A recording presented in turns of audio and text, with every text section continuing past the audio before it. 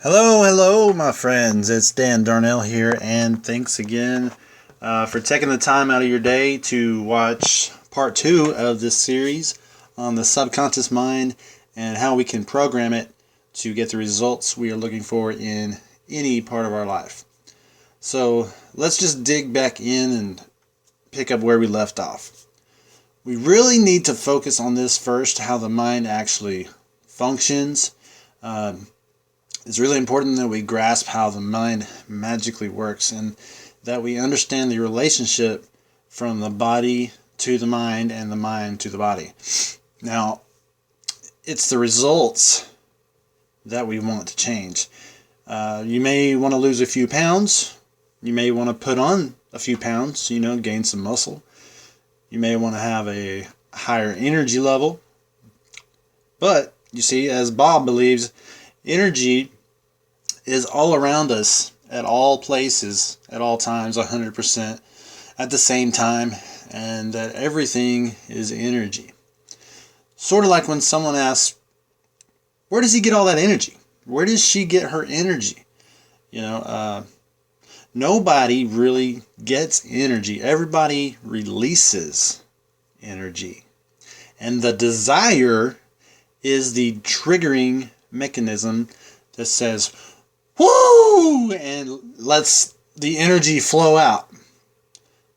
Okay, so let's just do a quick review of what we have so far, and we'll go from there. So here's the little mind or the little mind body person. We have the conscious mind with the sensory factors hooked up, and we have the subconscious mind, and then we have the body. Now this is where you want to really pay attention.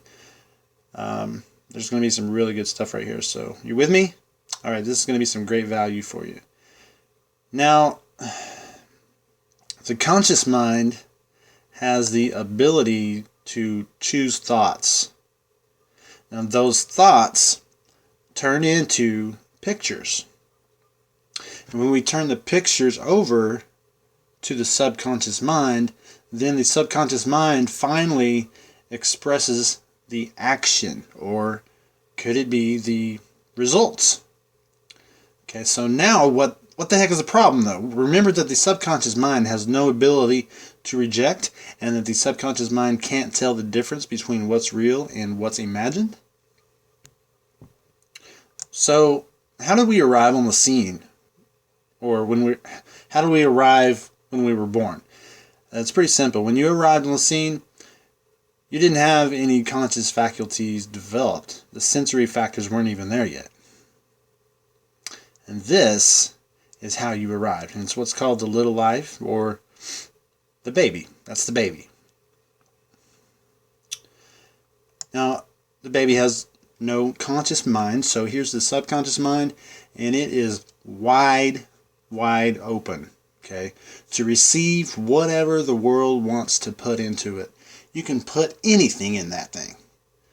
You see, your subconscious mind is programmed genetically, and that's why we have to be looking like our relatives. Some ugly, some good looking, but either way, that's why we have to look like it. It's built right in at birth. But then we are programmed environmentally. You following this? Why do you think you speak the language you speak? You speak that language because you were surrounded by people who speak that language in your little life. You okay? I mean, of course you would be learning that language if you went to school. But even as a young child, if you had stayed out of school for your first 9 to 12 years, you would still learn that language because it would be programmed from your environment. Now, a small child, by the time they speak, can have learned 4 languages or even more, because the language is soaked right into the subconscious mind like a sponge. If you grew up in a bilingual environment, you soaked up both languages, all because of the subconscious mind living in that environment.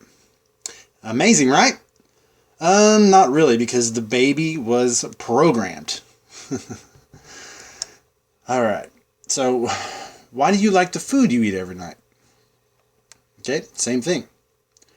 Why are you into certain types of music or art and absolutely loathe another? Programming. Why are athletes so motivated before a game or work so hard at practice? Programming. From the very first time they stepped on the field or on the court as a child, they were programmed to think this way. We could go on and on and on about how you're programmed from the moment you opened your eyes for the first time. But hey, I think you're starting to get the idea of how the subconscious mind and the conscious mind work together. Now, if you're starting to get this, I want to invite you to the next video. It's part 3. I'll go into a little bit more detail of just how impacted you are, not only as a baby, but with everything in life. If you are consistently surrounded by an environment of a specific type, hint, hint, how this can program you to get the results you're ever so desiring.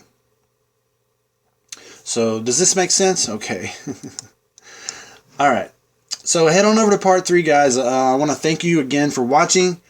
That just means you're doing everything possible to improve yourself and invest not only in yourself, but in your business mindset. So, congratulations and thanks again. I'm Dan Darnell, and I'll see you in the next video. Bye-bye, guys.